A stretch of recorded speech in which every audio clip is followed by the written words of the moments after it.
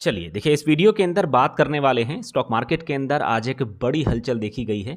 काफ़ी सारे लोग इंतज़ार कर रहे थे, खास करके एक खबर के ऊपर कि क्या अमेरिका के अंदर कोई एक बड़ा धमाका देखने को मिलेगा या फिर यहाँ पर यूएस फेडरल रिजर्व्स को एक बड़ा एक्शन लेगा, खास करके ब्याज दरों के अंदर कटौती को लेकर।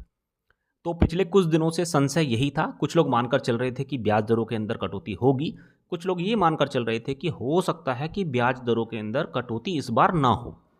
तो अगर आप कल का अमेरिकन मार्केट देखेंगे, तो जब ब्याज दरों के अंदर कटौती की न्यूज़ निकल कर आई थी, उसके बाद डाउ जोन्स के अंदर एक शानदार रैली देखी गई।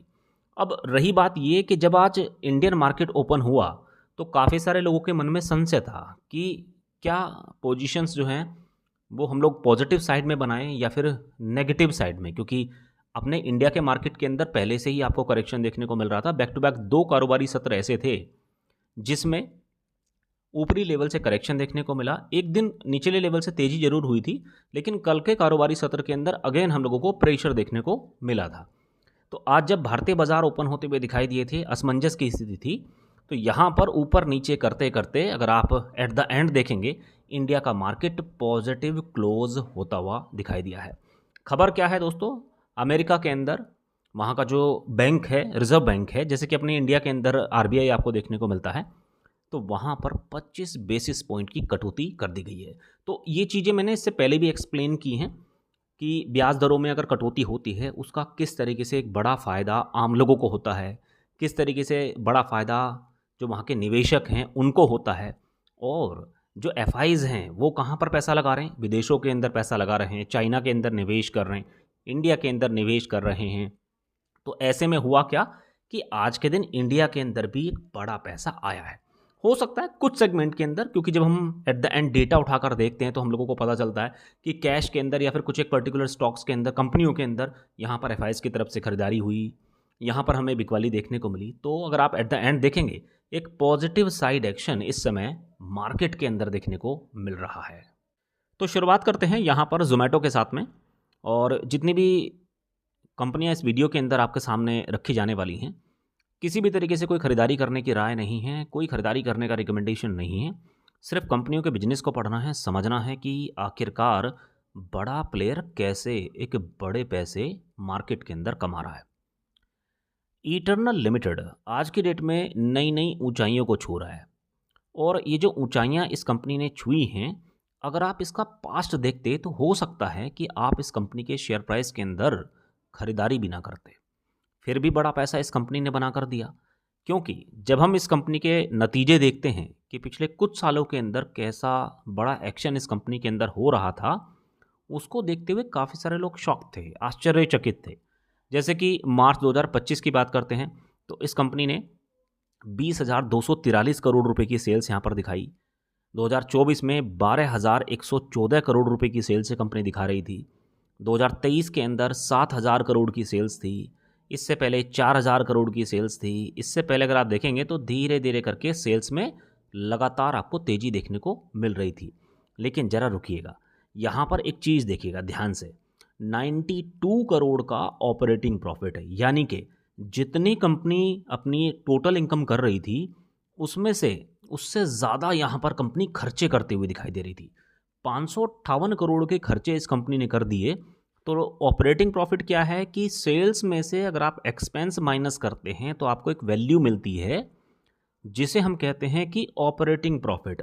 अभी यहाँ पर कहानी ख़त्म नहीं हुई है, इसके बाद तो बहुत सारी चीज़ें आपको देखने को मिल जाएंगी, तब जाकर हम लोगों को शुद्ध मुनाफा मिलता है।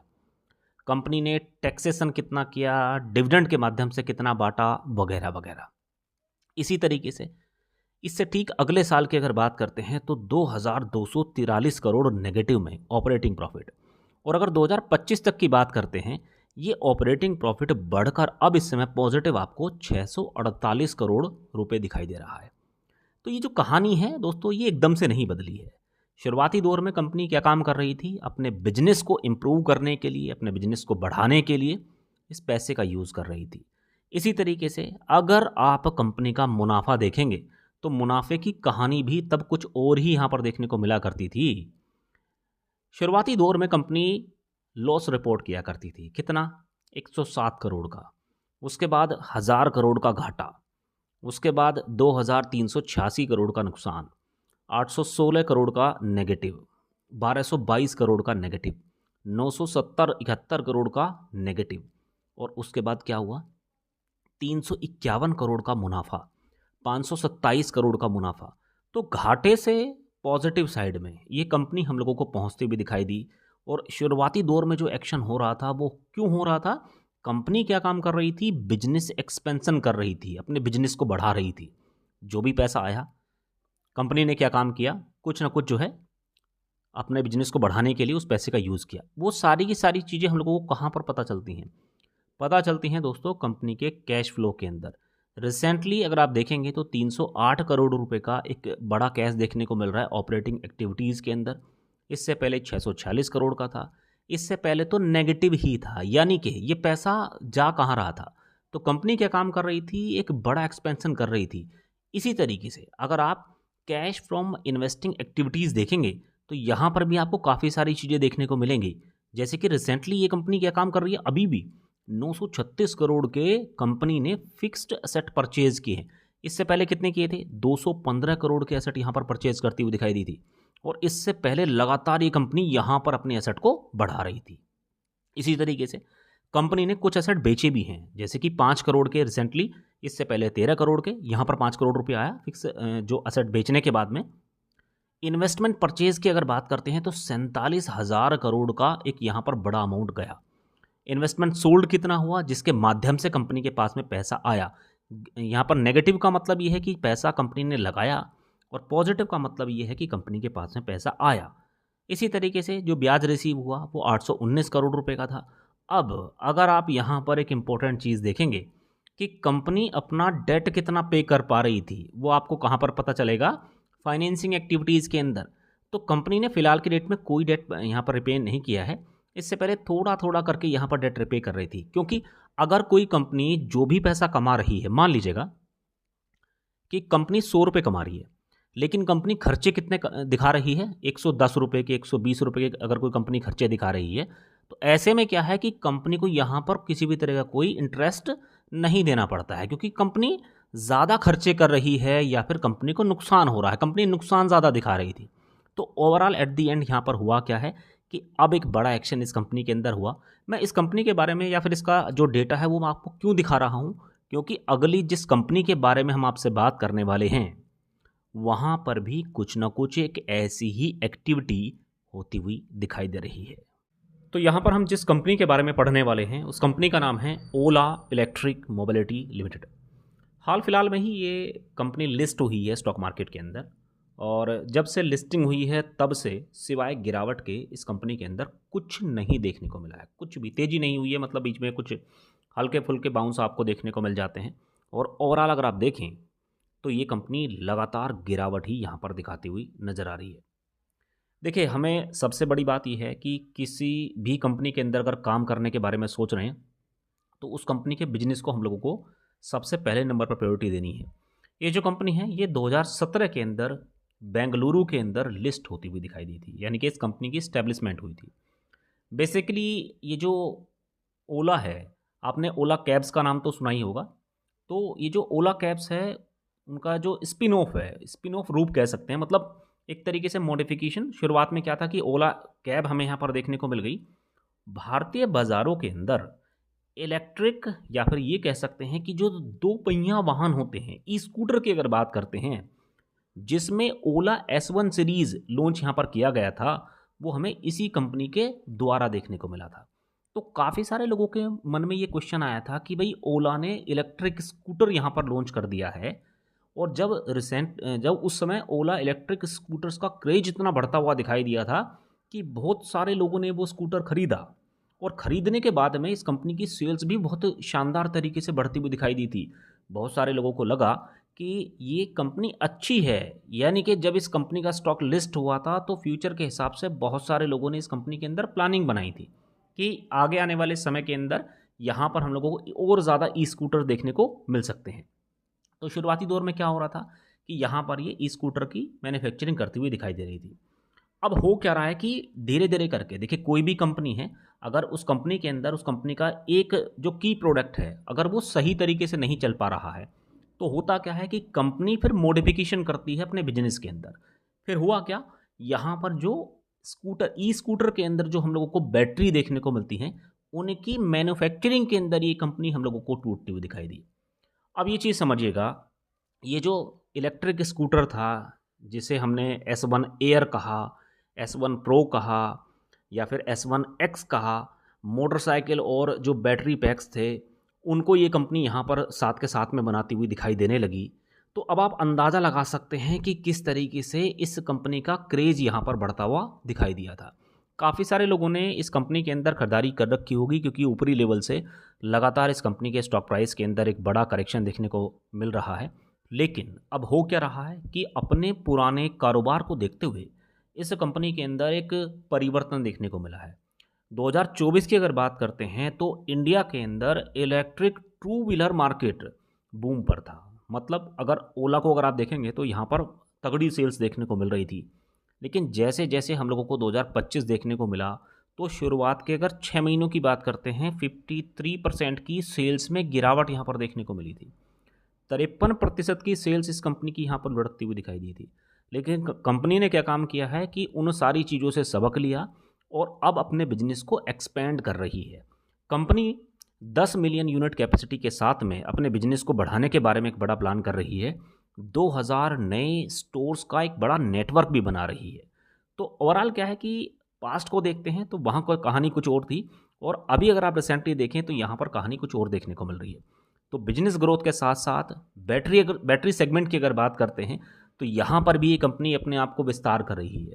तो ऐसे में क्या है कि अगर इलेक्ट्रिक व्हीकल चलेंगे, बैटरी भी अगर खुद कंपनी बना रही है, स्कूटर भी कंपनी खुद बना रही है, यानी कि खुद का ही सारा सामान है, तो आप अंदाज़ा लगा सकते हैं कि इस कंपनी के अंदर आगे आने वाले समय में कितनी ग्रोथ देखी जा सकती है। लेकिन फ़िलहाल की डेट में जो कुछ की चैलेंज हमें देखने को मिल रहे हैं, ख़ास करके बाहर से इंडिया के अंदर मार्केट को अगर आप देखें तो इस समय काफ़ी सारे लोग इस कंपनी के अंदर सिर्फ इंतज़ार कर रहे हैं। अब अगर आप यहाँ पर इस कंपनी के बेसिक्स देखेंगे तो इस कंपनी ने मार्च 2025 तक 4,514 करोड़ रुपए की सेल्स रिपोर्ट की थी। अब जैसे कि हम लोग जोमेटो के साथ में कंपेयर कर रहे थे, देखिए बिजनेस के साथ में कोई समानता नहीं है, क्योंकि वो एक अलग बिजनेस करती है, कारोबार करती है, ये एक अलग कारोबार करती है, और फ्यूचर के अंदर दोनों की ही बढ़ने की संभावनाएं बताई जा रही थी। तो यहाँ पर 2024 तक सब कुछ ठीक ठाक था। 5,000 करोड़ की सेल्स ये कंपनी रिपोर्ट कर रही थी। इससे पहले 2600 करोड़ की सेल्स थी, 373 करोड़ की सेल्स थी। 2021 के अंदर तो केवल 1 करोड़ की सेल्स ये कंपनी करती हुई दिखाई दी थी। लेकिन यहाँ पर एक इम्पोर्टेंट पॉइंट क्या है, 278 करोड़ के खर्चे भी कंपनी ने कर डाले। 1174 करोड़ के खर्चे कंपनी ने किए 2022 के अंदर, जबकि टोटल सेल्स केवल 373 करोड़ की थी। इसी तरीके से कंपनी ने अगले साल कुछ कमाया जरूर, लेकिन खर्चे उससे भी ज़्यादा किए। तो 2,631 करोड़ की सेल्स के मुकाबले 3,883 करोड़ के खर्चे यहाँ पर कंपनी ने किए। रिसेंटली अगर आप कंपनी का डेटा देखेंगे तो ये कंपनी 6,249 करोड़ के खर्चे कर रही है। तो इसकी वजह से रिजल्ट क्या निकला कि ऑपरेटिंग प्रॉफिट हम लोगों को माइनस में देखने को मिला। अब साथ ही में अगर आप कंपनी का मुनाफा देखेंगे तो रिसेंटली ये कंपनी इस समय नेगेटिव 2,276 करोड़ का लॉस रिपोर्ट कर रही है। इससे पहले कितना था, 1,584 करोड़ का लॉस यहाँ पर कंपनी ने रिपोर्ट किया था, 1,472 करोड़ का लॉस रिपोर्ट किया था, 784 करोड़ का लॉस रिपोर्ट किया था, 199 करोड़ का ये कंपनी लॉस रिपोर्ट करती हुई दिखाई दे रही थी। तो घाटा लगातार इंक्रीज हो रहा है। लेकिन क्या सेल्स के अंदर किसी तरह की कमी देखने को मिल रही है? अब तो वैसे भी कंपनी बिजनेस एक्सपेंड कर रही है, सेल्स लगातार बढ़ रही है, कंपनी अपने जो खर्चे हैं उनको बैलेंस नहीं कर पा रही है। तो वो सारी चीज़ें क्यों हो रही हैं? क्योंकि कंपनी अपने बिजनेस को बढ़ाने पर सबसे पहले नंबर पे फोकस कर रही है। जो काम जोमेटो ने किया था वही काम ये कंपनी भी यहाँ पर कर रही है। अब वो चीज़ें कहाँ पर आपको देखने को मिलेंगी, जैसे कि अगर आप ऑपरेटिंग प्रॉफिट, ऑपरेटिंग एक्टिविटीज़ देखेंगे कैश फ्लो के अंदर, तो इस टोटल अगर आप देखें तो 2,391 करोड़ को माइनस में आपको देखने को मिल रहा है। अब कंपनी ने कहाँ कहाँ पर पैसा लगाया वो चीज़ों को समझिएगा। कंपनी इस समय 977 करोड़ रुपए खर्च कर रही है फिक्स्ड असेट परचेज करने में। तो 977 करोड़ का तो यहाँ पर एक बड़ा अमाउंट है। इससे पहले 1214 करोड़ रुपए के आसपास कंपनी ने यहाँ पर खर्च किए, ठीक है। इससे पहले 843 करोड़ खर्च किए। तो ये जो अमाउंट है ये लगातार हम लोगों को बढ़ता हुआ दिखाई दे रहा है। यानी कि कंपनी अपने बिजनेस को बढ़ाने के लिए, बिजनेस एक्सपेंड करने के लिए फिक्स्ड असेट परचेज करती हुई दिखाई दे रही है। अब एक चीज़ और समझिएगा, कुछ ऐसे इन्वेस्टमेंट भी हैं जो कंपनी ने बेचे हैं। 26 करोड़ कंपनी के पास में वहाँ से आया।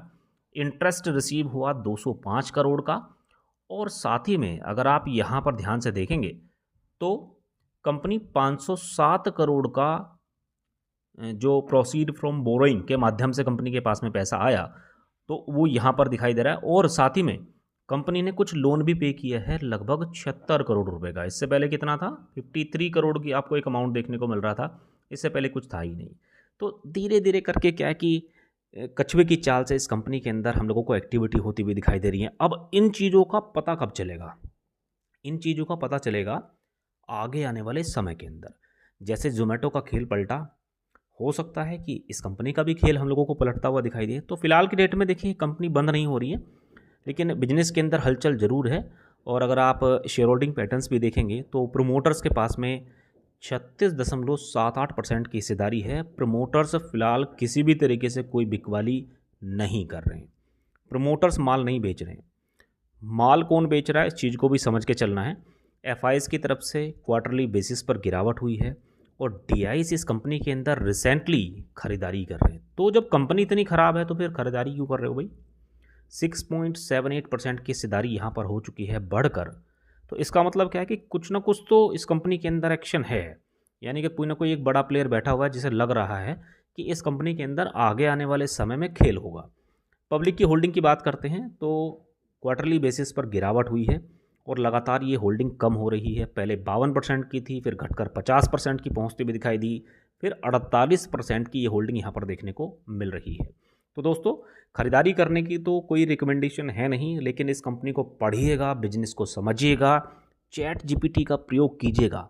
बहुत सारी चीज़ें आपको समझने को, सीखने को मिलने वाली हैं कि कहीं ऐसा तो नहीं है कि हम एक ऐसी कंपनी को इग्नोर करके चल रहे हैं जहाँ पर बड़ा पैसा बने, या फिर दूसरी साइड कहीं ऐसा तो नहीं है कि हमने एक ऐसी कंपनी के अंदर पैसा लगा दिया है जहाँ पर वो स्टॉक आगे आने वाले समय के अंदर और गिरने वाला है। तो दोनों ही चीज़ें यहाँ पर हम लोगों को सीखने को मिलने वाली हैं। उम्मीद करेंगे कि ये जानकारी आपको अच्छी लगी होगी। चैनल पर पहली बार आए हैं तो सब्सक्राइब करके रख सकते हैं, साथ में बेल आइकन जरूर हिट कर लीजिएगा। Thank you so much for watching.